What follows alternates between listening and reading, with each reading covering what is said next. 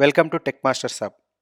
ఈ వీడియోలో మీకు ఎన్ఎఫ్ఎస్ అంటే ఏంటి, ఎలా కాన్ఫిగర్ చేయాలి, కాన్ఫిగర్ చేసిన తర్వాత ఒక డైరెక్టరీని రిమోట్ సర్వర్కి ఎలా ఎక్స్పోర్ట్ చేయాలి. ఓకే, ఈ కంప్లీట్ స్ట్రక్చర్ని అయితే మీకు నేను చూపిస్తాను. సో ఫస్ట్ ఆఫ్ ఆల్ ఈ కాన్ఫిగరేషన్ చేసే ముందు వాట్ ఈజ్ ఎన్ఎఫ్ఎస్, ఈ ఎన్ఎఫ్ఎస్ ఏ పోర్ట్ పైన రన్ అవుతుంది అంటే ప్రోటోకాల్ వచ్చేసి 2049 అనే ప్రోటోకాల్ పైన ఈ ఎన్ఎఫ్ఎస్ సర్వీస్ అయితే రన్ అవుతుంది. What is NFS? NFS is Network File Sharing System. Network File System is a distributed file system protocol that allows a user on a system to access files over a internet. Okay, in similar manner how local storage is accessed. So అంటే local storage ఎలాగైతే access చేస్తున్నామో same similar వేలో remote సర్వర్లో కూడా ఈ local డైరెక్టరీని ఎలా access చేస్తాం అనేది ఈ ఎన్ఎఫ్ఎస్ కాన్ఫిగరేషన్లో మనం చూస్తామన్నమాట. అయితే ఈ ఎన్ఎఫ్ఎస్ ఎలా కాన్ఫిగర్ చేయాలి? సో దానికి మనం ఫస్ట్ ఎన్ఎఫ్ఎస్ ప్యాకేజ్ అయితే ఇన్స్టాల్ చేసుకోవాలి. దానికి మనము సో మీకు రూట్ ప్రివిలేజ్ లేకపోతే ఇలా యూజర్ మోడ్లో ఉంటే సూడో యూస్ చేయాలి. సూడో ఎం install NFS -utils, sorry spell mistake, utils. Okay, ఎం ఇన్స్టాల్ NFS-utils ఇలా ఇన్స్టాల్ చేయాలి. లేదు డైరెక్ట్గా ఆల్రెడీ రూట్ ప్రివిలేజ్లో ఉంటే సో ప్రతిసారి సూడో ఎంటర్ చేయకుండా సూడో -i రూట్ ప్రివిలేజ్లో ఉంటే మీరు ఎం ఇన్స్టాల్ NFS-utils ఓకే ఇలా ఇచ్చేసి వై అని ఇవ్వాలి. సో వై ఇవ్వకపోతే ఏమవుతుంది, పర్మిషన్స్ అడుగుతుంది, ఇన్స్టాల్ చేయాలా వద్దా అని. సో ఇలా అడుగుతుంది. సో దీనికి నేను కంట్రోల్ సి ఇచ్చి, అంటే స్టక్ అయిపోయిందా, ఓకే. సో దీనికి నేను డైరెక్ట్ -y అని ఇచ్చాను అనుకోండి, ఈసారి పర్మిషన్ అడగదు, డైరెక్ట్గా ఇన్స్టాల్ అయిపోతుంది. చూడండి ఇలా. ఓకే, సో ఇన్స్టాల్ అయిపోయింది. సో నెక్స్ట్ ఈ ఎన్ఎఫ్ఎస్ సర్వీస్ని ఇన్స్టాల్ చేసాం కానీ స్టార్ట్ చేయాలి కదా. సో దానికి systemctl స్టార్ట్ ఎన్ఎఫ్ఎస్. సో మీరు ఎన్ఎఫ్ఎస్ అని చెప్పి సింగిల్ కమాండ్ ఇచ్చినా పర్లేదు, అండ్ NFS-server.service ఇచ్చినా ఇది స్టార్ట్ అయిపోతుంది అనమాట. సో చూడండి ఇలా ఇచ్చినా ఓకే. సో జస్ట్ ఇలా ఇచ్చినా ఓకే. ఇది ఫ్లేవర్ని బట్టి, అంటే లైనక్స్ డిస్ట్రిబ్యూషన్ బట్టి, అంటే రెడ్ హ్యాట్ లోగోలాగా, లేకపోతే ఉబుంటు లోగోలాగా, సెంటోస్ లోగోలాగా రన్ అవుతుంది. నేను యూజ్ చేసేది సెంటోస్ ఫ్లేవర్ అనమాట. సో మనం ఈ ఎన్ఎఫ్ఎస్ సర్వీస్ని అయితే స్టార్ట్ చేస్తాము. అండ్ ఈ ఎన్ఎఫ్ఎస్ సర్వీస్ మనకు సిస్టమ్ అప్ అయ్యేటప్పుడు ఆటోమేటిక్గా రన్ అవ్వాలి. దానికి systemctl enable NFS. Okay, so ఇదేంటంటే మనకు సిస్టమ్ రీస్టార్ట్ చేసినప్పుడు కానీ, లేకపోతే షట్ డౌన్ చేసి మళ్ళీ స్టార్ట్ చేసినప్పుడు కానీ ఈ ఎన్ఎఫ్ఎస్ సర్వీస్ అనేది ఆటోమేటిక్గా అయితే స్టార్ట్ అయిపోతుంది. సో ఈ రెండు స్టార్ట్ చేస్తాం. నెక్స్ట్ కాన్ఫిగరేషన్ ఏంటి, సో మన సిస్టంలో ఫైర్వాల్ డీ ఎనబుల్లో ఉంటే, ఫైర్వాల్ డీ మన కనుక ఎనబుల్లో ఉంటే, సో ఫైర్వాల్లో కూడా ఈ సర్వీస్ అనేది ఎనబుల్ చేయాలన్నట్టు. సో ఫస్ట్ ఆఫ్ ఆల్ దానికి మనం చెక్ చేసుకుందాం. systemctl status firewall d. Okay, so నా సిస్టంలో అయితే, నా లైనక్స్ సర్వర్లో అయితే ఫైర్వాల్ డి అనేది ఇన్యాక్టివ్లో ఉంది. సో దీనికి ఒక 3-4 కమాండ్స్ ఉంటాయి. సో ఇప్పుడు నా దాంట్లో ఇన్యాక్టివ్లో ఉంది కాబట్టి నేను ఆ కమాండ్స్ అనేది స్కిప్ చేస్తున్నాను. సో మీకు ఆ కమాండ్స్ అనేది మీకు ఈ వీడియో చివరిలో నేను మీకైతే ప్రొవైడ్ చేస్తాను. సో నెక్స్ట్ మనం ఎన్ఎఫ్ఎస్ కాన్ఫిగరేషన్కి అయితే వెళ్ళిపోదాం. సో దానికి మనం ఒక డైరెక్టరీని క్రియేట్ చేసుకుందాం. mkdir NFS-share. ఓకే, ఇక్కడ న్యూ NFS share అని ఇచ్చుకుందాం. న్యూ NFS share డైరెక్టరీ ఇచ్చుకుందాం. ఓకే, ఈ డైరెక్టరీ క్రియేట్ అయిపోయింది. సో ఇక్కడ మనకు న్యూ NFS share అనే డైరెక్టరీ అనేది క్రియేట్ అయిపోయింది. ఇక్కడ మనకు దీని ప్రివిలేజ్ రూట్ ఉంది కదా, user permissions root and group permissions root ఉన్నాయి కదా. సో ఈ పర్మిషన్స్ అయితే మనం చేంజ్ చేసుకుందాం. Okay, chown. సో ఈ ఓనర్ పర్మిషన్ చేంజ్ చేయడానికి chown కమాండ్ యూజ్ చేస్తాము. chown NFS nobody, NFS nobody. ఈ కమాండ్ ఈ ప్రివిలేజెస్ అయితే ఇవ్వాలి ఈ డైరెక్టరీ ఎక్స్పోర్ట్ చేయాలంటే. ఈ ఎన్ఎఫ్ఎస్ నోబడి ఏంటి? ఈ ఎన్ఎఫ్ఎస్ నోబడి ఏంటంటే మనము ఈ ఎన్ఎఫ్ఎస్ సర్వీస్ ఇన్స్టాల్ చేసాం కదా, ఈ సర్వీస్ ఇన్స్టాల్ చేసినప్పుడు ఈ ఎన్ఎఫ్ఎస్ నోబడి యూజర్ అనేది ఆటోమేటిక్గా ఈ సర్వీస్కి అజైన్ అయిపోతుంది అనమాట. సో అందుకనే ఈ ఎన్ఎఫ్ఎస్ నోబడి పర్మిషన్స్ మనము ఈ డైరెక్టరీకి ఇస్తున్నాము. ఓకే, అయిపోయింది. చెక్ చేసుకుంటే ఇక్కడ పర్మిషన్స్ చేంజ్ అయిపోయాయి. సో పర్మిషన్స్ చేంజ్ అయిపోయాక మనకి ఇక్కడ మీరు ఈ డైరెక్టరీ పర్మిషన్స్ చేంజ్ చేయాలనుకుంటే కూడా చేంజ్ చేసుకోవచ్చు. chmod కమాండ్ ఇచ్చి నేను 755 పర్మిషన్స్ ఇస్తున్నాను. ఓకే, ట్యాబ్ ఇస్తే ఫుల్ డైరెక్టరీ నేమ్ వచ్చేస్తుంది.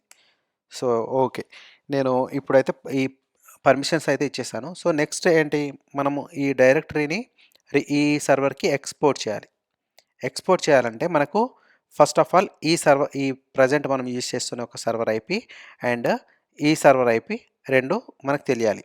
ఓకే, సో దానికి కంట్రోలర్ IPADDR అనే కమాండ్, లేకపోతే హోస్ట్ నేమ్ -i.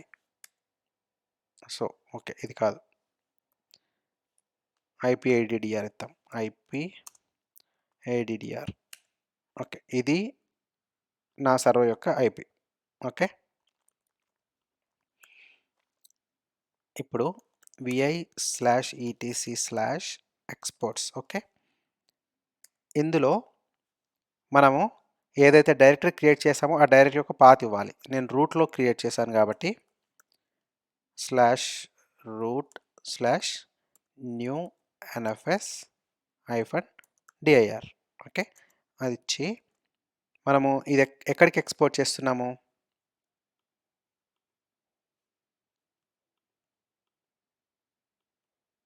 ఓకే ఈ సర్వర్కి ఎక్స్పోర్ట్ చేస్తున్నాం కాబట్టి ఇక్కడ IPADDR అని ఇవ్వండి. వచ్చి ఈ సర్వర్ పాత్ని ఈ సర్వర్ ఐపీని కాపీ చేసుకొని ఇక్కడ ఇవ్వండి 10. ఓకే, ఇచ్చి ఇక్కడ మీకు ఆప్షనల్గా ఇప్పుడు మీరు ఈ క్రియేట్ చేసిన డైరెక్టరీలో పర్మిషన్స్ ఏంటి, రిమోట్ సర్వర్కి ఏం పర్మిషన్స్ వెళ్ళాలి అనేది ఇక్కడ ఇవ్వాలి. సింక్. ఓకే, నేను read and write and sync permissions ఇచ్చాను. సింక్ ఏం చేస్తుంది అంటే మనం ఇక్కడ ఈ లోకల్ డైరెక్టరీలో ఏమైనా ఫైల్స్ క్రియేట్ చేస్తే రిమోట్ డైరెక్టరీలో ఆటోమేటిక్గా రిఫ్లెక్ట్ అయిపోతాయి అనమాట. So WQ right and quit. Okay, right చేసి క్విట్ చేస్తున్నాను. రైట్ అయిపోయింది. -LTR. ఓకే, సో మనం ఇందులో ఈ ఎక్స్పోర్ట్లో అయితే కాన్ఫిగర్ చేస్తాము. డైరెక్టరీ అయితే క్రియేట్ అయిపోయింది. ఇప్పుడు స్టేటస్, ఈ డైరెక్టరీ ప్రాపర్గా ఎక్స్పోర్ట్ అవుతుందా లేదా అని చెక్ చేసుకోవాలంటే export fs -avr అని ఇస్తే ఈ డైరెక్టరీ ఎక్స్పోర్ట్ అవుతుందా లేదా అనేది మనకు కనబడుతుంది అనమాట. ఓకే, ఇక్కడ మనకు ఏంటి, న్యూ NFS డైరెక్టరీ అయితే షేర్ అయిపోయింది. Fail to start NFS directory. Okay, so ఇది new NFS no such failure డైరెక్టరీయా? సారీ. సో ఇక్కడ NFS షేర్ అని ఇచ్చాము కదా మనము. ఓకే, సో అది మనము చేంజ్ రాంగ్ పాత్ ఇచ్చాము. ఇక్కడ NFS షేర్ అని ఇవ్వాలి.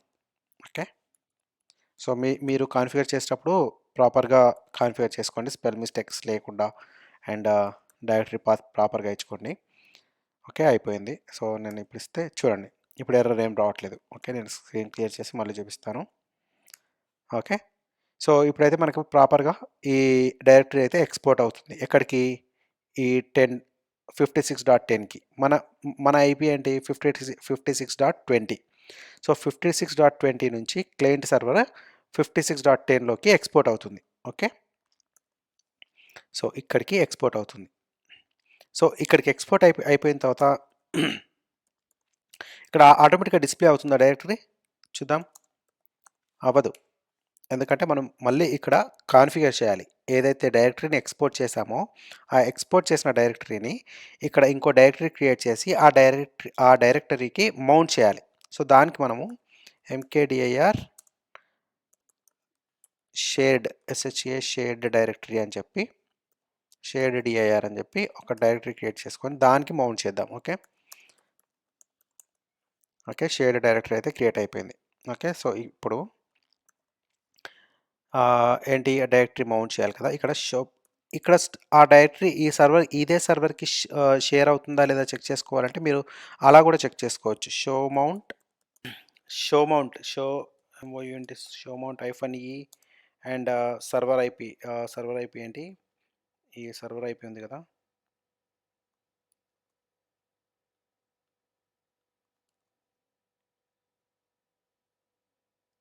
ఇక్కడ 20. ఓకే, 20 నుంచి ఎక్స్పోర్ట్ చేస్తున్నాం.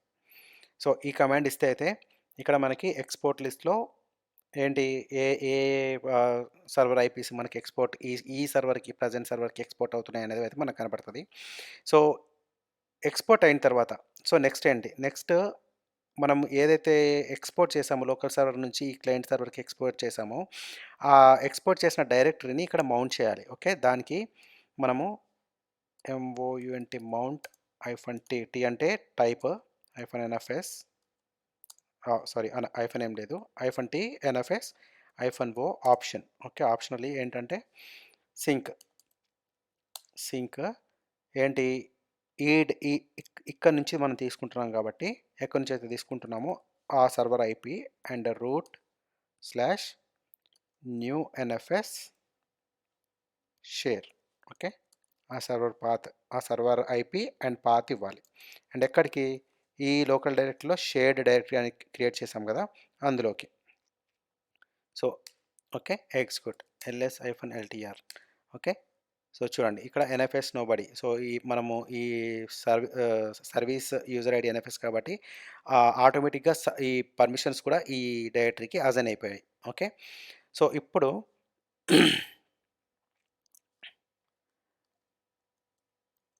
ఇక్కడ నేను కొన్ని ఫైల్స్ అయితే ఆల్రెడీ క్రియేట్ చేశాను. ls-ltr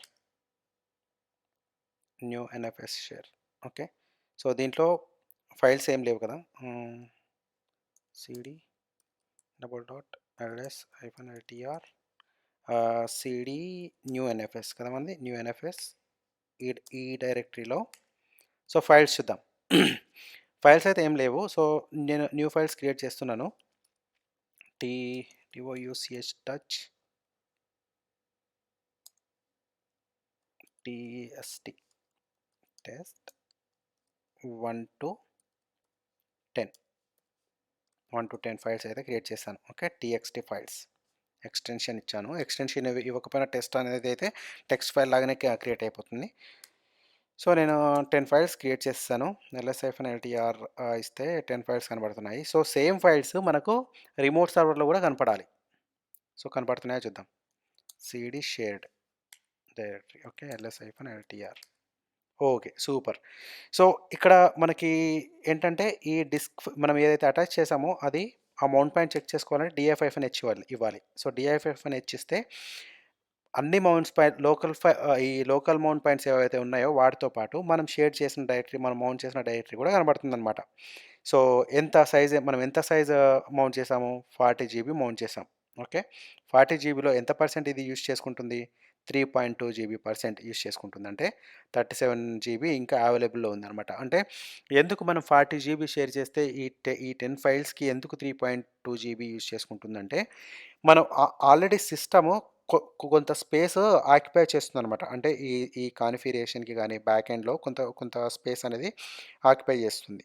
సో మిగతాది ఈ టెక్స్ట్ ఫైల్స్ అనేవి ఆక్యుపై చేశాయి. ఇది సో ఓవరాల్గా మనము ఈ NFS configuration process. So next ఏంటి, ఈ ఫైల్స్ యాక్సెసిబిలిటీ చెక్ చేద్దాం. సో ఇక్కడ నేను రిమోట్ సర్వర్లోనే ఉన్నాను కదా, rm-rf test10.txt. ఓకే, డిలీట్ చేశాను. డిలీట్ చేసిన తర్వాత ఏంటి, ఇక్కడ డిలీట్ అయిపోతే మన లోకల్ సర్వర్లో కూడా డిలీట్ అయిపోతుంది. చూడండి, ఎందుకంటే మనం ఒక సింక్ అనే ఒక ఆప్షన్ ఇచ్చాం కదా. సో అది మనము ఈ రెండు సర్వర్ని సింక్ చేస్తుంది అనమాట. రిమోట్ సర్వర్లో ఏం చేసినా కూడా అది ఇక్కడ కూడా రిఫ్లెక్ట్ అయిపోతుంది. ఇక్కడ డిలీట్ చేసినా కూడా రిమోట్ సర్వర్లో కూడా డిలీట్ అయిపోతుంది. చూడండి RM-RF టెస్ట్ 9 అక్కడ 10 డిలీట్ చేశాను కదా! ఇక్కడ 9 డిలీట్ చేస్తున్నాను. ఓకే. డిలీట్ చేశాను. ఇప్పుడు ఇక్కడ LS-LTR ఇస్తే చూడండి 9 డిలీట్ అయిపోయింది. ఇదనమాట. సో, ఇది complete NFS file system configuration. So, మీరు ఏంటంటే ఈ వీడియో ఎవరైతే కొత్తగా చూస్తున్నారో వాళ్ళు like and comment and share చేయండి. ఖచ్చితంగా సబ్స్క్రైబ్ చేసుకొని బెల్ ఐకాన్ అయితే క్లిక్ చేయండి. సో, కామెంట్స్ అయితే ఖచ్చితంగా చేయండి. ఎందుకంటే ఇది నా ఫస్ట్ వీడియో. ఓకే. టెక్నికల్ స్కిల్స్‌తో వీడియో చేయడం ఇది నా ఫస్ట్ వీడియో. సో, మీరు నేను చెప్పిన దాంట్లో మీకేమైనా నెగెటివ్స్ ఉన్నా గూడా, లేకపోతే ఇంప్రూవ్‌మెంట్స్ ఏమైనా ఉన్నా, లేకపోతే ఫర్దర్‌గా నెక్స్ట్ ఏ వీడియో క్రియేట్ చేయాలన్నా కూడా మీరు కామెంట్‌లో అయితే ఖచ్చితంగా మెన్షన్ చేయండి. Okay. So, we will see you in the next lecture. So, మీ మీ ఏంటంటే నేను ఈ కామెంట్, సబ్స్క్రిప్షన్ ఎందుకు చెప్తున్నానంటే, నేను ఫర్దర్‌గా వేరే వీడియోస్ చేయాలంటే నాకు కొంచెం మోటివేషన్ ఉండాలి కదా! సో, మీరు చేసే లైక్స్, కామెంట్స్ అండ్ సబ్స్క్రిప్షన్స్ నాకు మోటివేషన్ ఇస్తాయన్నమాట. Okay. So, we will see you in the next lecture.